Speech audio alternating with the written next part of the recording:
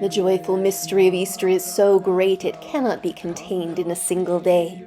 Therefore, the Church's celebration of Easter lasts for 50 days, culminating in the Feast of Pentecost. During the 50 days of Easter, it is the tradition of the Church to read aloud the Acts of the Apostles. Join us as we enter into this ancient practice together, reading a short portion of Acts each day for 50 days.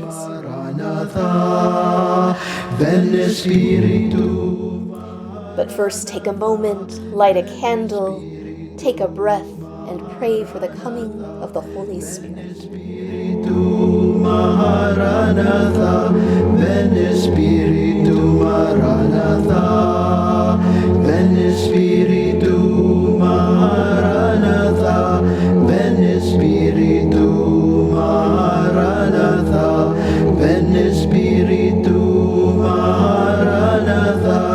Veni Spiritu Maranatha.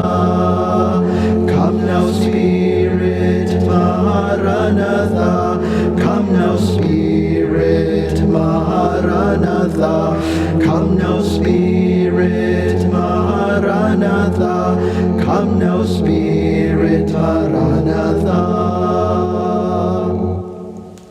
Hear a reading from the Acts of the Apostles.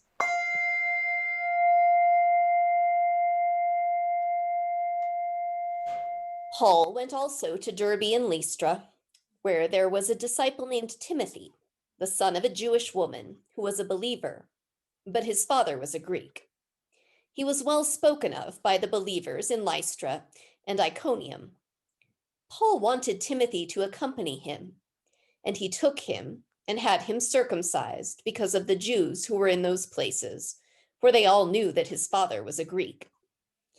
As they went from town to town, they delivered to them, for observance, the decisions that had been reached by the apostles and elders who were in Jerusalem.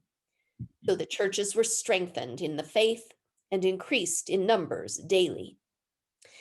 They went through the region of Phrygia and Galatia, having been forbidden by the Holy Spirit to spread the word in Asia. When they had come opposite Mysia, they attempted to go into Bithynia, but the Spirit of Jesus did not allow them. So, passing by Mysia, they went down to Troas. During the night, Paul had a vision. There stood a man of Macedonia, pleading with him and saying, "Come over to Macedonia and help us."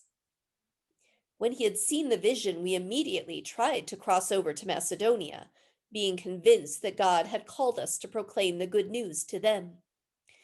We set sail from Troas and took a straight course to Samothrace, the following day to Neapolis, and from there to Philippi, which is a leading city of the district of Macedonia and a Roman colony. We remained in this city for some days.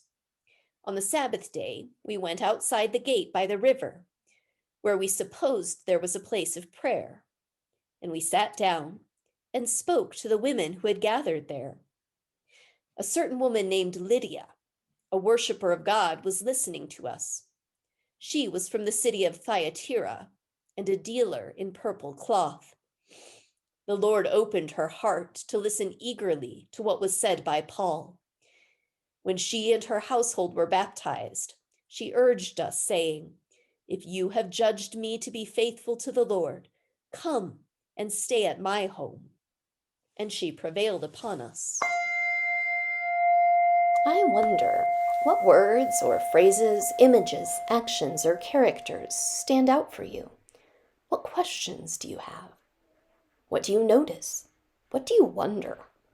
What part of this reading is especially for you?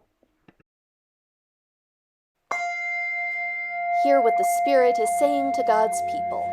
Thanks be to God. Maranatha, come now, Spirit Maranatha, come now, Spirit Maranatha.